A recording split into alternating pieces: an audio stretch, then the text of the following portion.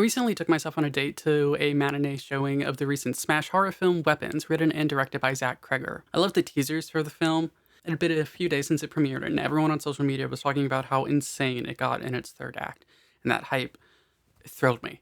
In part, it was because I like films and it seemed like a good film. In part, it was because I love when art just goes off the rails. I figured, hey, maybe I'll have something to say about a relevant piece of pop culture whilst it's relevant. Maybe that would help out with the channel and lead to greater attention to my art project, etc., etc., a bunch of selfish things, whatever. Turned out I thought it was a pretty decent film that was relatively mild. I didn't really have any hot takes on it either. This happens a lot for me. I watched the 2019 film adaptation of Cats after reading all of the comments about how it was nightmare fuel, only to walk away disappointed that it wasn't anything of the sort. I went into Saltburn expecting something so intensely psychosexual I would be thinking about it for weeks, disturbed yet intrigued, sexy scared. It almost got there, but it too didn't really live up to all of the insane comments people gave it. I wanted them both to lean in further to everything. I wanted the same of Weapons, to be honest. To be clear, I liked both Saltburn and Weapons. I suppose I do have one hot take about Weapons. Two, if you count how annoyed I am by how many times I've used the word weapons in close proximity while continuing to say weapons because I find that potential annoyance of mine and yours to be amusing. My hot take is thus. I preferred Barbarian. Barbarian is one of the few horror movies with a jump scare that legitimately scared me. That moment was enough on its own to buy my respect, but I also liked the directing, the acting, the writing, and the cinematography. Even more than that, I thought it nailed its message, something I'd been frustrated with films like Smile for bungling their endings. I've been thinking more deeply about Barbarian ever since I watched Weapons. One thing that jumps out to you once you've seen both films is that Cregger quite enjoys toying with audience expectations. He wants to lead you to a path, let you walk down it a few steps without him, and then he'll grab you and yank you down an entirely different path, similar to an idiot who wears fake glasses because he likes the way they look on him. That makes him an interesting storyteller, and it's a quality that can lead to someone being a really effective horror spinner. This ability is what gives Barbarian its message even, which is a bit more than a commentary just on how men take advantage of and dehumanize women. 1. The Barbarian. When you title something Barbarian, you're priming your audience to go on a hunt.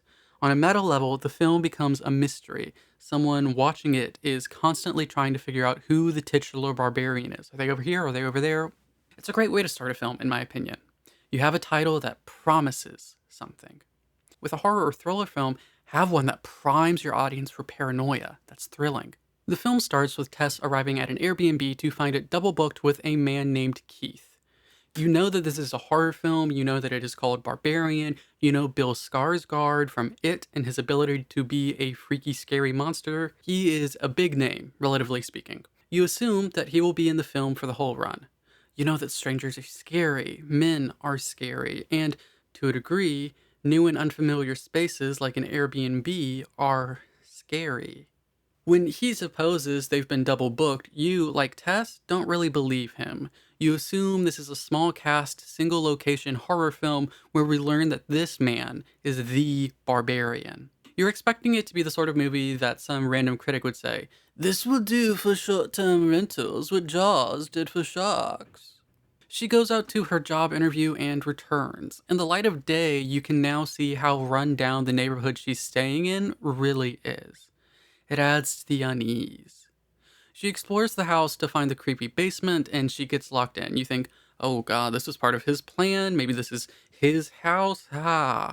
She finds this creepy room with a bed and a camera, and you think, oh god, he tortures and kills women in here. There's a tunnel. You start to wonder if perhaps he's another homeless person, like the man who was accosting her on the street, some dweller underneath the city who preys on those who wanders its street. But then he lets her out of the basement. He takes to exploring the space himself. My first thought was that he was luring her into the tunnels. You are primed to think that he is the Barbarian. Then he gets killed by a monster. Uh-oh. Turns out Cregger is taking us for a little ride. Skarsgård was, in a way, a sort of Barrymore and Scream type of role. A trick. This film isn't as easy as Cregger wants you to believe it is at first. If Keith wasn't the titular barbarian, then who is? Is it this monster lady? We jump to the life of a man named AJ. He's the owner of the house, and he's in the midst of a Me Too scandal after being accused of raping one of his co-stars. He's losing gigs, friends, and connections. He has to sell a lot of his assets to pay for his legal team. It's clear he's a bit of a shithead misogynist. He heads to the house. He finds the belongings of Tess and Keith. At this point, I started to think this film might be semi-episodic, with each chapter following a new victim of the monster underneath the house. Perhaps each chapter would increase the diabolicalness of the men. Maybe by the end, the men would be of such cartoonish levels of villainy and hatred that we would be cheering on this woman underneath the house as she bashes them and drags them away. Are we meant to be pro-barbarian? Or is he the barbarian? He finds the tunnel. He finds the monster. He finds Tess. Then we go to man number 3. It seems for a moment like my episodic theory might be coming true. Years before the start of the film, a man stalks a woman. It's implied he's going to abduct and rape her. We go from a creepy man who pushes boundaries, to a man who sexually assaults someone and takes no blame for it, to, finally, a man who snatches women out of their homes for his own pleasure. We're increasing levels of cruelty and misogyny the further and further we go into the film. Will he end up in the tunnel? Is the monster one of the women he took? Is he her master, or was he her first victim? We go back to the present. Tess escapes. She goes to the police, and they don't believe her. They assume she's a drugged-out homeless person who's currently tripping and wasting their time. AJ escapes to the room of an old man, Frank, the same old man who we saw in the 3rd section. He has dozens of tapes with women's names on them. We think back to the room with the camera, the disgusting bed. Ah. He truly is the barbarian. This disgusting, evil, helpless old man is the titular monster of it all. And he shoots himself. He leaves on his own terms. There is no justice for any of the lives he ruined. He got to live and die happily, as he would put it, in the end. Tess goes back for AJ, and he accidentally shoots her. Uh-oh. They flee into the night, and they're helped by a homeless man who has been surviving in the neighborhood for a long time, the same one who tried to warn Tess earlier in the film. You think perhaps they are safe here with him, perhaps it is over. And then the monster appears, attacks, and kills the homeless man. Tess and AJ flee. They get to a water tower. The monster chases them. AJ, having certainly learned his lesson after seeing the type of person he could become, throws Tess off the tower in order to save himself. Oh. You have to question, was the old man actually the titular barbarian? Was he really? What does that make AJ then? When Tess survives, AJ immediately tries to assert his innocence to her. He will not take blame. The old man shot himself, rather than live to see AJ expose him for his crimes. He wouldn't take blame. AJ won't admit to harming the women he collides into. He doesn't mind hurting them. He just cannot handle them telling him that he did such a thing. He wants to act however he so chooses without consequence. The monster kills him. Tess kills the monster. So we see the levels of misogyny. We see how men make themselves into barbarians by conceptualizing women as lesser than they are. Patriarchy is a machine that aims to harm women and protect men from any and all consequences. Victims are seen as monsters. Female allies are disposable the moment they're no longer useful. But that's not everything the film does, is it? It isn't merely a portrait of the horror of women's lives. There's a scary monster, and there's a final girl. What else is going on here? 2. The monster. The creepy monster lady is supposedly the byproduct of the old man barbarian assaulting women, having children with them, then assaulting his daughters, having children with them, and so on. Supposedly, none of these women survive long after childbirth. To think about the amount of generations necessary for something like this to happen, they likely don't live long before he starts assaulting them either. When you first spot the monster lady, she's terrifying. You think she might be the titular barbarian. You realize she isn't eventually. You realize she's a literalization of the dehumanization victims of abuse often go through. You feel sorry for her, but at the same time you realize she's a danger. You want to somehow save her, and yet you know if you simply let her go, she will continue terrorizing and harming people, including innocent people like Tess. What are you meant to do in this situation? Doesn't it feel gross? If you start to really think about it, doesn't her entire presence in this film feel gross? I'm not talking about her physical appearance or the breastfeeding moment either. When you realize she's the byproduct of abuse, when she's the woman desperate for both love and revenge, even if she can't conceptualize revenge really, it feels a bit gross. Isn't that a bit of the point, though? She's not merely a visceral representation of how men treat their victims. She isn't merely a representation of how abuse changes us. She terrorizes Tess. Retributive justice states that harm received justifies harm given. This is what leads people to insulting each other as cruelly as possible on the internet. If someone dings your appearance, you have the right to ding theirs right back. If someone insults your politics, you are welcome to call for their deaths. That's not my actual belief, just letting you know, just reporting. This is, of course, nonsense. Retributive justice is the concept of edgy teenagers. Adults are meant to grow past it. Many don't, unfortunately. I'm writing this not too long after there was a discourse on social media surrounding public defenders, somewhat connected to the eternal conversation surrounding prison abolition. If you are familiar with the latter, you might be aware of how often it results in anarchists and other people arguing for what amounts to lynch mobs and vigilante justice in place of a legal system with trials, rights for the accused, and at least theoretical bans on cruel and unusual punishment.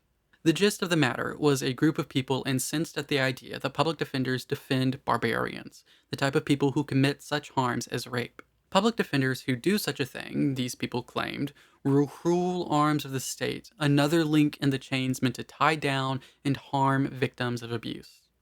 Some suggested that what they should do is stop defending people who are guilty of such things, ignoring, of course, that guilt has not been legally established at this point. That's kind of the whole point of the trial. Others suggested they purposefully provide poor counsel, denying these people their constitutional rights, because elsewise these barbarians might not get what they deserve. Others suggested public defenders should tip off local vigilante gangs who could then go and inflict justice, here meaning commit murder, if this person doesn't end up in prison. Now, as a fan of not living in a world where everyone's bloodlust is seen as something holy that must be sated, I was obviously against this whole anti-public defenders thing. At the very least, it misunderstands the purpose of legal rights. I'm fundamentally opposed to this sort of thing, in part because I find retributive justice to be a gross perversion, desperately clinging to the misapplied label of justice. It's not that. This discourse evolved, though, as discourses like to do. It went from public defenders contribute to harm to victims and should instead attempt to thwart the legal rights of bad people, to it's really gross of you guys to be against someone calling for public defenders to die.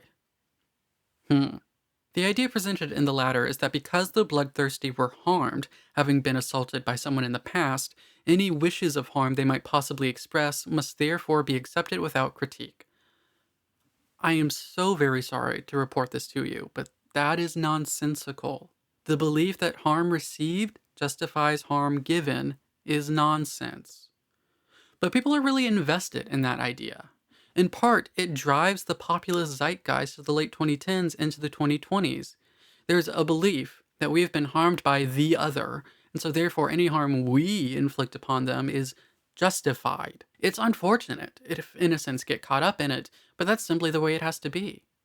As ContraPoints points out in her first video on J.K. Rowling, some bigoted people buy into bigotry because of harm they have been on the receiving end of. There are homophobes who ultimately have daddy issues about the father who left their family to be with a man, and they insist that that childhood injury excuses any harm they give to gay people at large. You can find examples of this sort of justifying hatred across politics for any number of issues. It's the sentiment behind people who rabidly tell others to read Franz Fanon while defending atrocities committed by oppressed people. They have been harmed, and so therefore we must not criticize any harms they commit. How dare you tell people how to resist? The Liberation Caucus of DSA comes out in support of murder and against punishment for murder, as long as you're murdering in the name of harmed people. Luigi Mangione was potentially harmed by health insurance, and other people have been harmed by health insurance. So therefore, people justify him killing someone. Harm received supposedly justifies harm given. This is the rhetoric of bloodlust. It is the rhetoric of sadism. It's the rhetoric of teenagers who have yet to mature into adults. Unfortunately, plenty of grown people are still children. In the film, we are meant to be scared when the monster attacks Keith and Tess. We are meant to be scared when she first haunts AJ. But when she kills AJ, we're meant to be on her side. Good for her. When Tess kills the monster, we're supposed to feel bad for the monster. But we're also meant to understand Tess. Tess was also harmed. She was in danger. The pursuit of retribution will always place innocence in danger. Karmic justice is a monster that will harm anyone without much of a care. She's good to those she finds innocent, and yet she harms them all the same. She kills those that cross her. You start to wonder how many decent people have fallen victim to her. This monster is not a hero to be cheered on. You understand that Tess must be rid of her. You understand this punishment levied by the film's narrative for her actions. You understand that in a way, Tess is also generating harm in response to harm received. You understand Tess's actions, but at the same time, you feel bad. You think perhaps there's a great injustice and a great sadness in retributive so-called justice. You wish this monster could have been saved and rehabilitated as much as possible anyhow. So far we have two interesting things to think about then. The destructive effects of misogyny and the unending fault of retribution. What happens when you combine those things? What if you combine them and then zoom out? 3. Survival. In the film we have 3 antagonists. Misogyny itself, the avatars of its infliction, and the monster who lives underground. Getting rid of the monster doesn't solve the barbarian problem. Getting rid of the barbarians doesn't really solve the misogyny problem. Addressing and fixing misogyny might prevent the creation of further barbarians and monsters, but it does not remove the immediate dangers of AJ and the monster. Tess survives the immediate dangers. This is a monster movie which does not end in the monster being revived. Instead, she goes out into a world that is prepared to dehumanize her over and over. The remaining bad guy, the real bad guy, is a systemic problem. That's a bit of an uncomfortable note to end on, isn't it? Let's think back to when we see how run down the neighborhood is. For the briefest of moments, we assume it's poor people, squatters, or some underground homeless network that we ought to be scared of. There's always a lot of to-do about homeless people, isn't there? You hear about violence, drug use, and sexuality, public urination, bad smells, filling transit. Regardless of how actually prevalent each of these individual things might be amongst any specific homeless community in a given locale, which isn't as common as people want to think, it is what people talk about. We are primed to be scared of homeless people. The movie, though, reminds us that no, homeless people are not the boogeymen. Getting rid of them or getting rid of dilapidated neighborhoods will not solve the evils of the world. The barbarians, the people with power who use said power to dominate and abuse others, will continue to exist and abuse entirely independent of whether or not people have shelter. Put yourself in Tess's shoes. Wouldn't you be scared of this rundown location? Of this homeless man shouting things at you?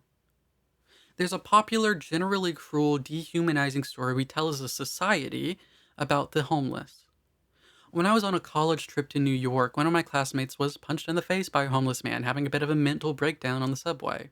Of all of the homeless people I saw while I was up there, that my classmates saw, this was the only story that has remotely stuck with me. One out of many, and yet it's only that singular scary story that remains. No one else had any problems like that. Criminalizing homelessness doesn't help these people. Based on the continuing stories we tell, even in places where it has been criminalized to one degree or another, this criminalization doesn't do much to solve antisocial happenings either. To solve the homelessness crisis, we need to provide housing. How do you solve this? What are the degrees of antagonist here? You could say the systemic problem is capitalism itself. The barbarians in this instance might be landlords.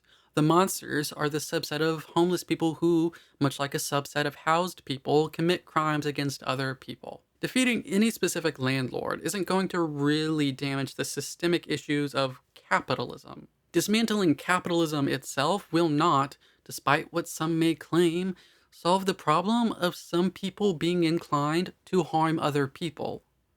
Long-term efforts to destroy capitalism or strangle the ability of landlords to harm tenants don't often have remedies for the immediate problems. If the big enemy is capitalism itself, you might also come to the idea that any agent of capital is yet another barbarian. So then, if you have a solution that would have those agents help out with the immediate problems, this will result in those agents revealing themselves to be the AJ, won't it? Tossing you to your death from the water tower. That's how you might arrive at left NIMBYism, people who are against building more housing, especially housing for higher income people, because doing so would involve working with and benefiting developers, another arm of capital. Working together with them will not destroy the big systemic issue. So what are you meant to do? New houses are limited. Capitalism goes on. The homelessness rates continue to rise. People call for increasingly cruel and barbaric responses from the state against homeless people. Nothing is achieved. We don't survive.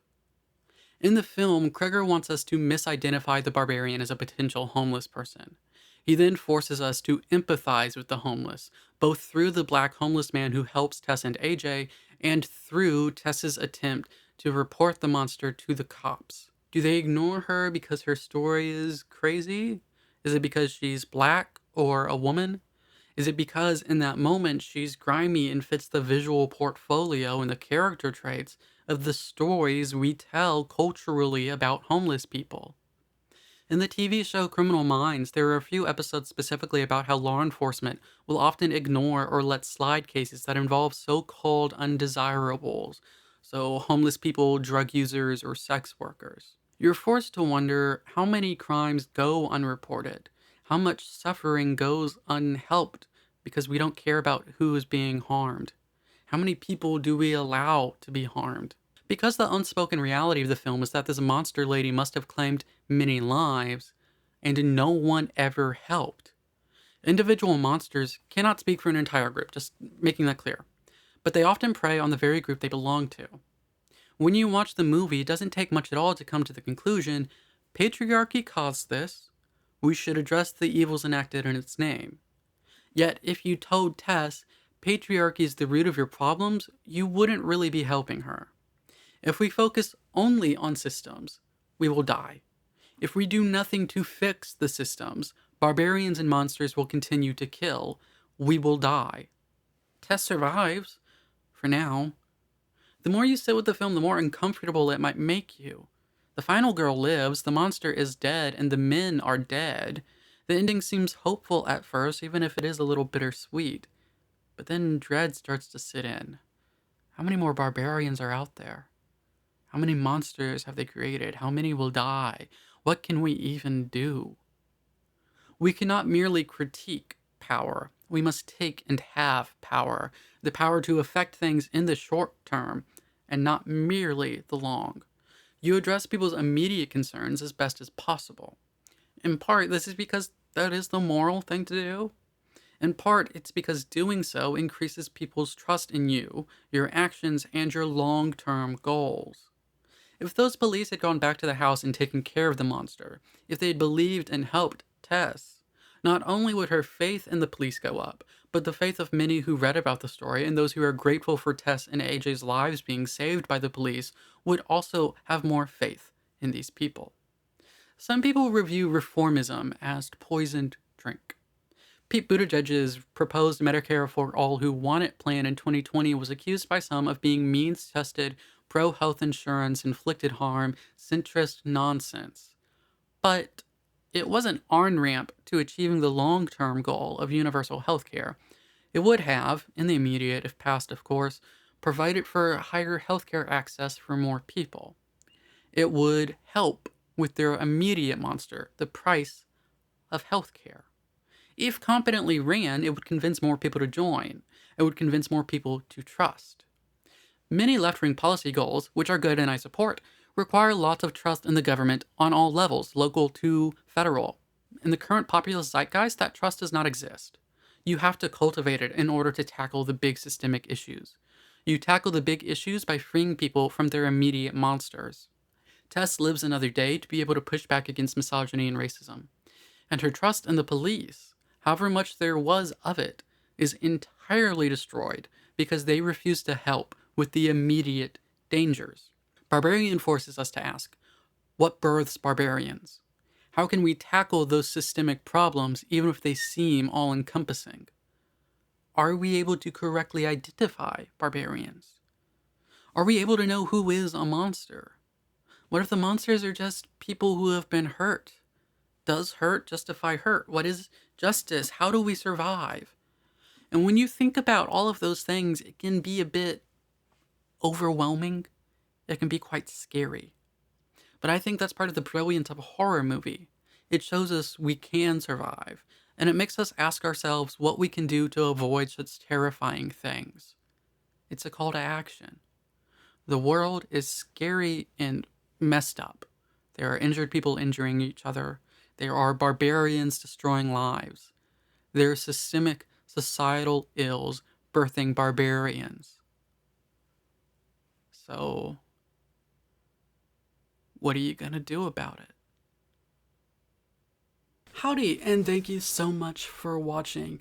Like, comment, subscribe, share if you're feeling saucy. You can join me over on Patreon if you would like, wherein you'll get these videos and others early. You'll also get to have some fun behind the scenes access to some of my art projects, some more personal vlogging style content, and you'll just get to support me and we'll get to chat about art a whole bunch, which is what I love to do most. You can go over to Amazon Smashwords or wherever you get your ebooks and purchase a copy of my poetry collections, Butterfly Snuff, and A Museum of Art and Eggs, both of which are also available in paperback and hardback.